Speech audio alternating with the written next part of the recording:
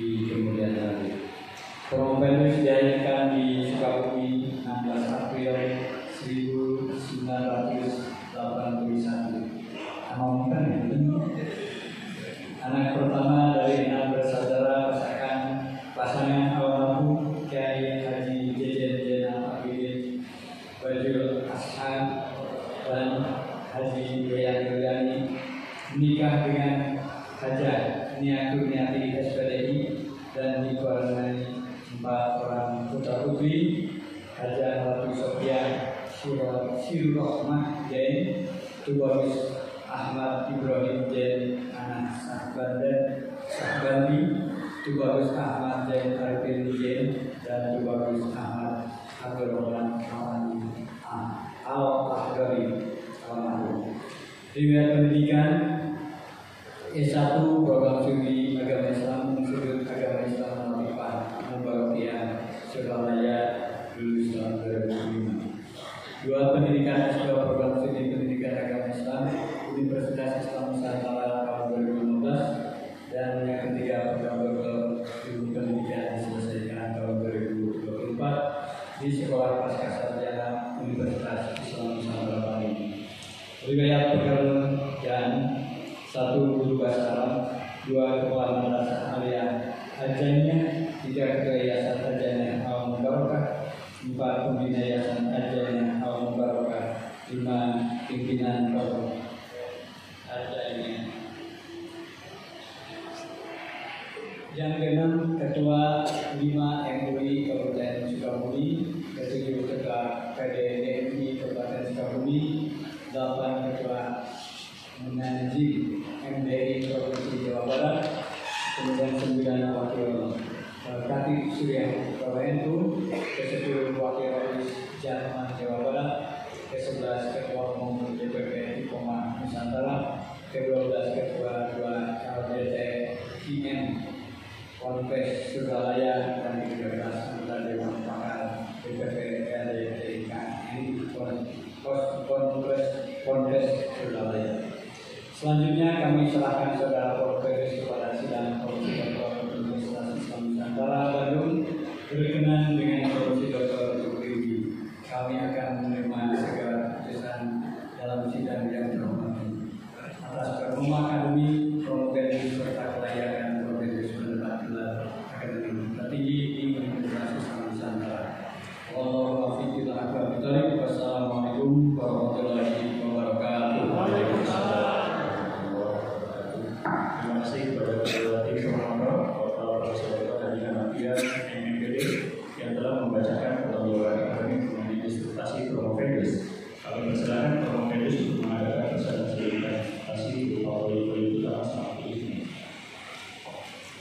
Assalamualaikum warahmatullahi wabarakatuh. Waalaikumsalam warahmatullahi wabarakatuh. Bismillahirrahmanirrahim. Nusalli wa nusallimu ala Rasulillah Sayyidina wa Maulana Muhammadin ibn Abdillah wa ala alihi wa ashabihi wa man tabi'a ahla sunnati wa jama'ata min yawmin hadha ila yawmil iqamah, amma ba'd. Al-Fatihah.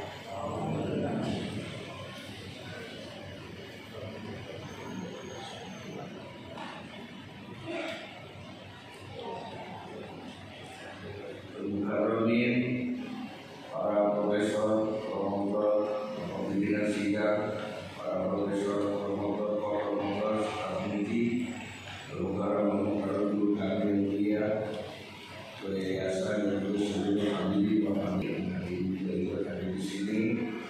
Mohon izin yang tidak mulai hormat kami sampaikan tentang apa yang menjadi keinginan, asa, dan juga pemikiran kami. Kami mengambil judul manajemen pembelajaran nilai-nilai kitab Al-Hikam dalam membina akhlakul karimah pada santri. Akhlakul karimah santri pada pondok pesantren. Studi kasus pondok pesantren Az-Zairiyah Kabupaten Sukabumi dan pondok pesantren Robiqah Parokong di Kabupaten Bandung Barat. Yang melatar belakangi menulis ini, meneliti ini karena nomor 1, membina akhlakul karimah santri melalui internalisasi nilai-nilai sufistik dalam dalam kitab Al-Hikam.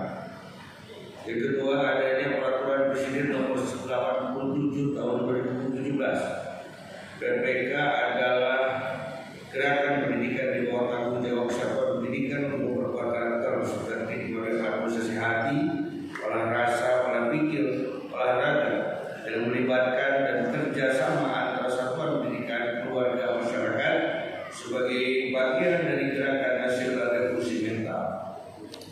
PPK dilaksanakan dengan prinsip pendidikan berbasis sekolah atau madrasah dan menjadi tanggung jawab kepala satuan pendidikan terpilih. Selanjutnya, yang melatar belakangi semakin berkurangnya pendidikan akhlakul karimah di kalangan saat ini dan semakin berkurangnya figur kiai dan ulama yang berakhlakul karimah karena sudah banyak yang orang. Selamat datang ketua PPK Jawa. Kitab Al-Hikam dianggap sebagai panduan spiritual yang juga dapat dihubungkan dengan prinsip manajemen untuk membantu santri dalam merencanakan, mengorganisasi dan menggerakkan kehidupan mereka.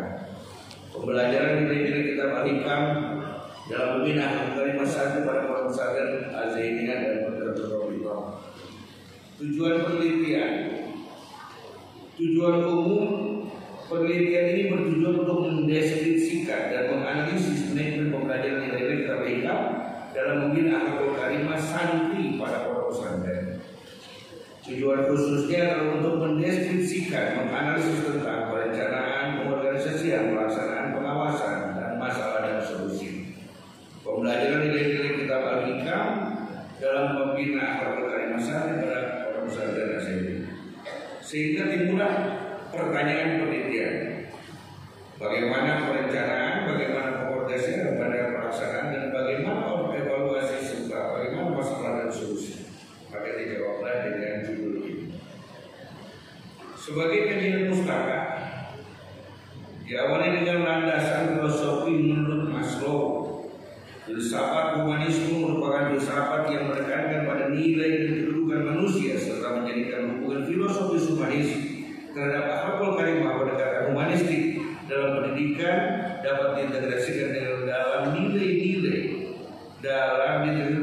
dalam kitab Al-Hikam untuk menciptakan lingkungan belajar yang kondusif bagi pembentukan akhlak dengan memfasilitasi santri untuk berpikir kritis dan kreatif serta menggabungkan materi ajaran dengan pengalaman yang nyata. Landasan nilai-nilai yang dirujuk sebagai landasan akan dirujuk oleh guru kami Profesor Ahmad Sanusi, teologi, psikologi, rasional, etik, hukum, estetik, fisik, teologis dan juga teologi. Landasan teori manajemen menurut John A. Terry menyatakan bahwa manajemen adalah suatu proses khas yang terdiri dari tindakan-tindakan perencanaan, pengorganisasian, penggerakan dan pengendalian untuk menentukan serta mencapai tujuan melalui manfaat sumber daya manusia dan sumber daya lainnya.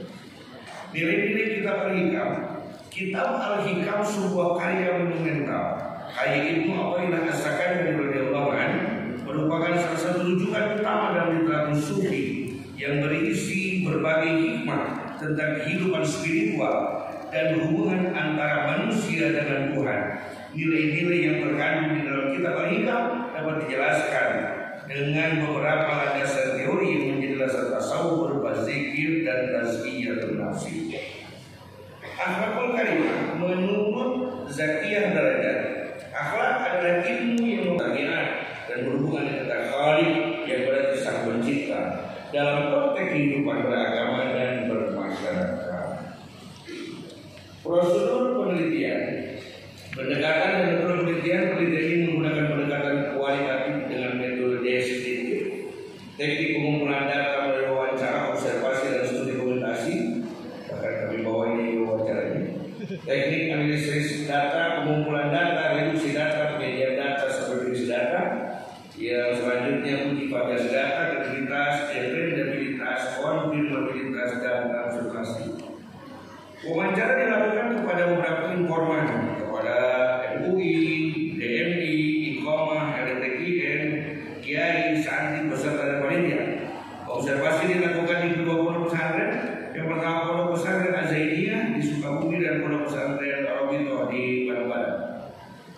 dokumentasi berupa dokumen kitab Al-Hikam, dokumen pengajian Al-Hikam, sorogan Al-Hikam, munadharah Al-Hikam, dan sarana dan prasarana. Hasil penelitian. Dari perjalanan itu kami mendapatkan hasil. Mulai dari perencanaan, Pondok Pesantren Azzainiyah dan Robito sebelum mulai kajian membuat rapat, pengembangan materi Al-Hikam, merencanakan sarana prasarana, metode pembelajaran sorogan, mengatur balagan dan munazarah, dan mendesain pendidikan akhlakul karimah.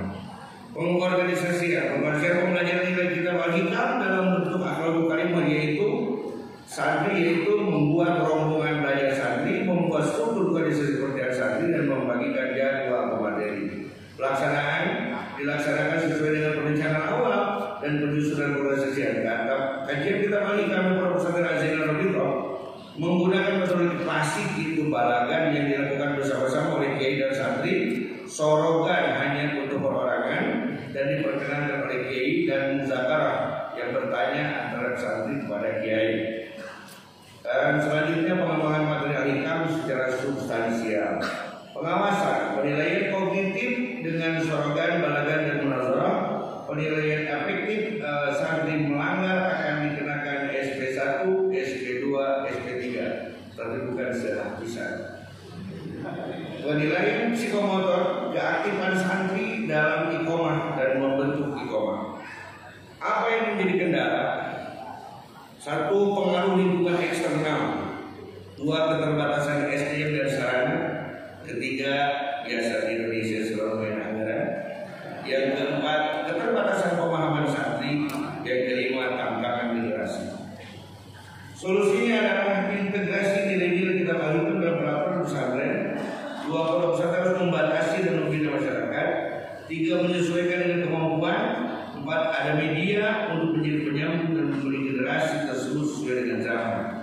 Kesimpulan, manajemen pembelajaran nilai-nilai kitab Al-Hikam dalam membina akhlakul karimah pada santri pada Pondok Pesantren Azzainiyah dan Pondok Pesantren Robito sudah sesuai dengan prinsip-prinsip manajemen yang dikemukakan oleh John Terry, mulai dari perencanaan, pengorganisasian, pelaksanaan, dan pengawasan. Sehingga kami membuat gambarannya seperti ini. Yang pertama, perencanaan, pengembangan materi kitab Al-Hikam, merencanakan sarana, mendesain, naik kepada pengorganisasian, naik kepada pelaksanaan. Terus juga kita evaluasi masalah, mencari masalahnya, dan juga mencari solusinya. Sedangkan inputnya adalah santri, outputnya adalah santri berakhlak hikam, nanti outcome-nya santri berakhlakul karimah. Sehingga alhamdulillah itu. Dalam ini ada noveltinya. Kebaruan dalam penelitian ini adalah manajemen pembelajaran nilai-nilai Al-Hikam dalam membina akhlakul karimah. Poin yang menjadi kebaruan adalah cara pembelajaran nilai-nilai Al-Hikam dalam yang kontekstual dan berbasis gerakan dalam membina akhlakul karimah. Selanjutnya, rekomendasi. Kami rekomendasikan bagi pondok pesantren supaya kajian ini sebagai pijakan dasar dan pola umum dalam mengimplementasikan pembinaan akhlak karimah di lingkungan pesantren bagi para kiai Nursewu, sebagai tolok ukur dalam mengimplementasikan pembinaan akhlak mulia secara berkesinambungan bagi para santri, sebagai panduan dalam pengamalan kehidupan sehari-hari, dan bagi peneliti selanjutnya sebagai bahan kajian lanjutan dalam mengimplementasikan pembinaan akhlak di lingkungan pondok pesantren.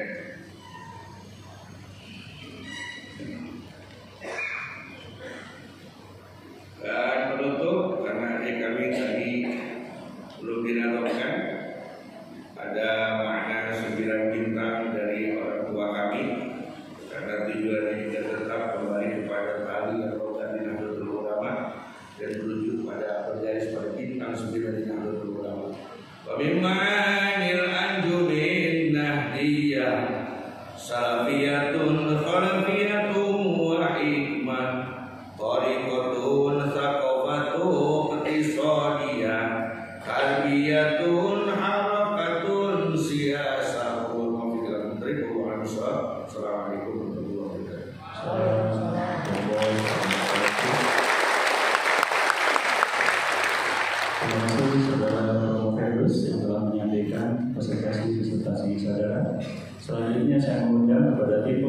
dan tim promotor untuk mengajukan pertanyaan, sanggahan, dan bantahan terhadap presentasi Promopendus. Waktu masing-masing diberikan selama 7 menit.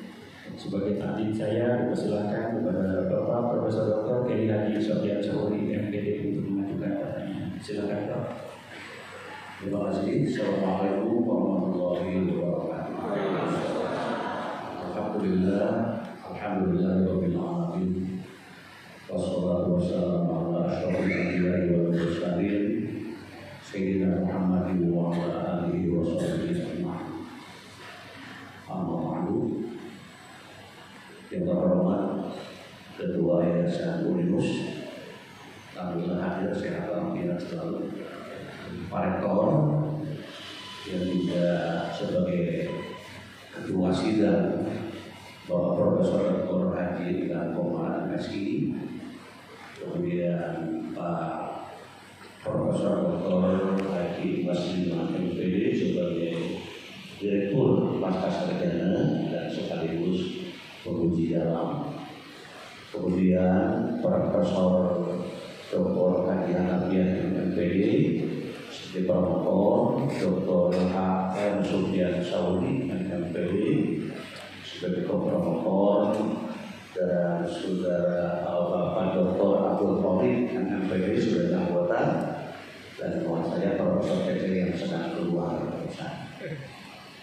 Alhamdulillah saya merasa bangga dan bahagia hari ini karena ujian yang dilakukan dua insan yang sama-sama adik kakak ujian.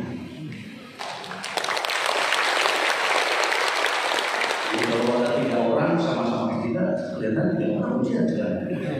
Alhamdulillah. Dan dihadiri oleh para kiai pimpinan NU, ya, Jawa Barat, Kabupaten, semuanya hadir. Dan kelihatan sambil berdoa, semoga kira-kira angin lancar. Dan sekaligus juga ya, mungkin ke depan para kiai yang belum sekolah bisa mengikuti Pak Kiai Aang yang sekarang. Oke, Kiai Aang Abdullah Zain. Kayak paham bu? Paham berarti. Benain anda. Sekarang itu lebih syariah aman. Ahli wasallam itu bisa Masya Allah. Semua bimada anta takut hadir di sana. Biluan bersiap Allah dan dia Allah. Ya ini apa dari budaya bersama surat itu. Ya ini ada fi hadis zaman. يقولون هذا المعهد ولكننا لا نتخلط بأحوال السعودية. هذه المشكلة. لو كان هذا سردي لم يتفرد بأخلاق العلماء، لم يتفرد بأخلاق الحكم، ابن عطية السكندري ممكن سوف يأتي 10 سنة بالمرة في تقدم في القدام، ممكن هذا معهد كله هلال وأخلاق كله هلال والعلماء كله هلال ونهضة العلماء هلال وإن تكبير. Jadi dari pelaksana luar biasa dijelaskan di akhir. Ya Allah ya. Kemudian sekarang beralih ke bahasa Indonesia karena tadi dari itu kiai ada yang paham semuanya insya Allah. Kemudian ini yang menarik juga tentang Al-Hikam. Jadi nilai-nilai kitab Al-Hikam. Saya ingin Kiai menjelaskan nilai sufistik kitab Al-Hikam itu seperti apa.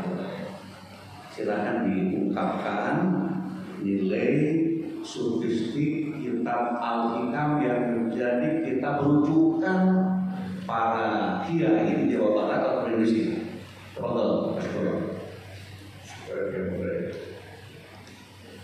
Baik, terima kasih. Kitab Al-Hikam karangan Buah Kai Mu'tazilah Sakandari merupakan satu teks yang penting dalam tradisi tasawuf menyesuaikan nilai-nilai sofistik melalui aforisme dan mendalam. Kira-kira kalau kita peras nilainya kira-kira ini, karena agak sulit juga kalau kita peras seluruhnya. Di dalamnya ada nilai-nilai tawakul, istiqamah, ikhlas, syukur, sabar, taubat, dan kejujuran. Dan nilai-nilai itu dijelaskan dalam sebuah perjalanan kehidupan yang harus digambarkan, sehingga nilai-nilai itu bukan hanya terucap, bukan hanya dikaji, tetapi harus tercermin dan tumbuh dari diri, sehingga hikam itu bukan teori, tapi hikam adalah praktek dalam kehidupan sehari-hari. Terima kasih.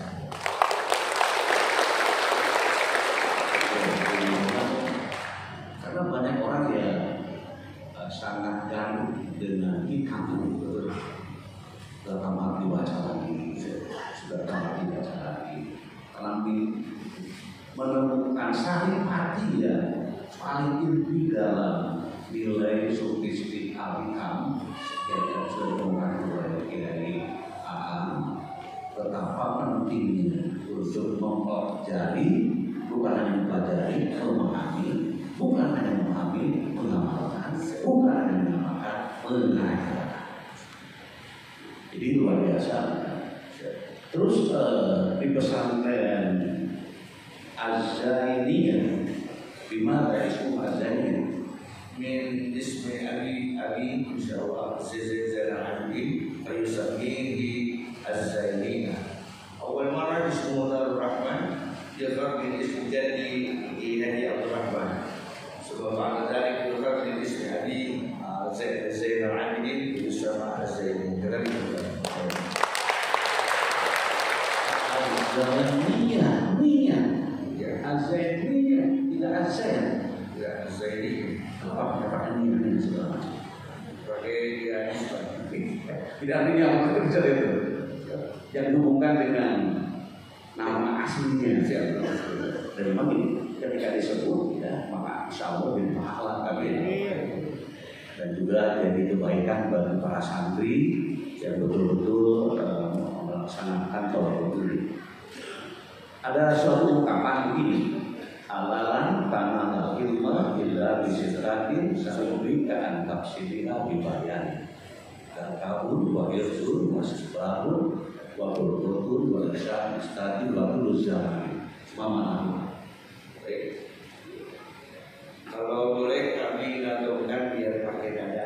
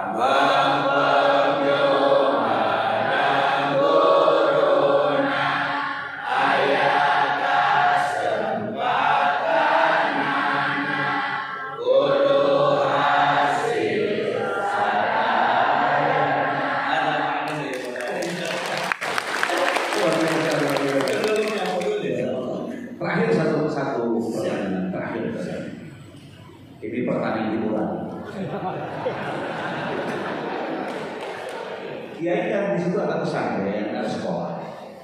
Dan kaitannya dengan nilai jurnalistik ya menjadi pembahasan yang baru.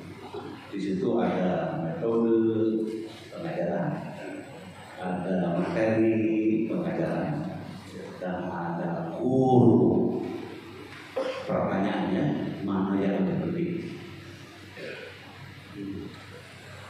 Yang terus jawabannya guru. Udah beres jawabannya. Yang lebih penting di antara materi, metode, guru adalah guru. Kami tidak apa-apa, tidak punya apa-apa. Yang penting kami punya guru. Apa minat kami? Santri tidak punya apa-apa, tapi apa-apa punya santri. Santri punya guru. Oke, bagus. Guru yang paling penting bukan sekedar guru, tapi guru yang berakhlak. Ya. Guru yang bermoral, guru yang beretika, guru yang berkarakter, guru yang bersila, guru yang memiliki tata krama sopan santun. Kalau mau pikir,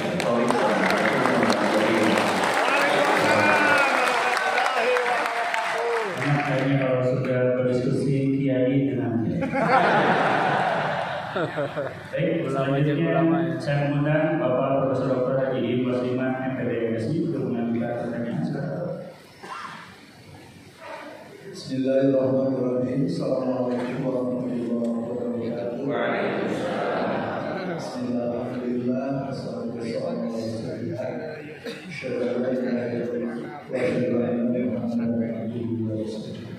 Allahumma shalli ala sayyidina Muhammadin wa ala alihi wasallam.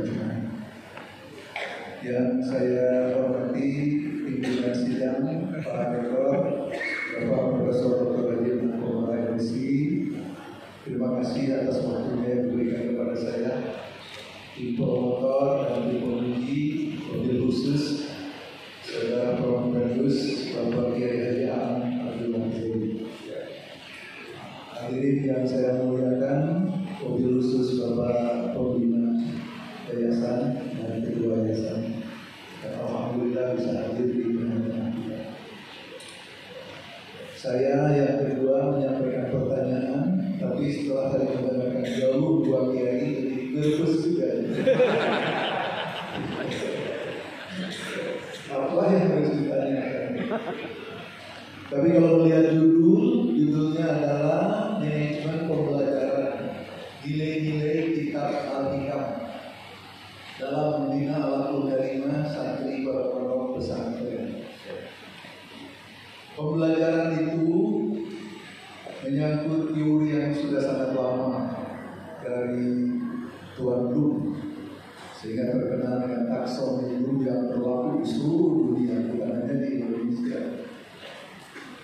yaitu kognitif, afektif, dan psikomotorik. Sudah sangat nampak sampai di guru-guru SD dan kawan-kawan.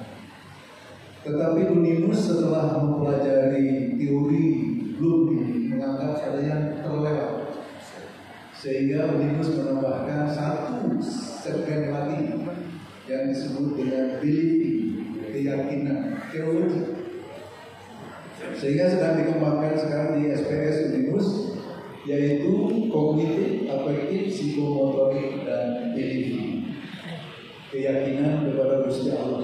Ini harus dilekatkan pada diri anak, bukan hanya kecerdasan kognitif, afektif, dan psikomotorik saja.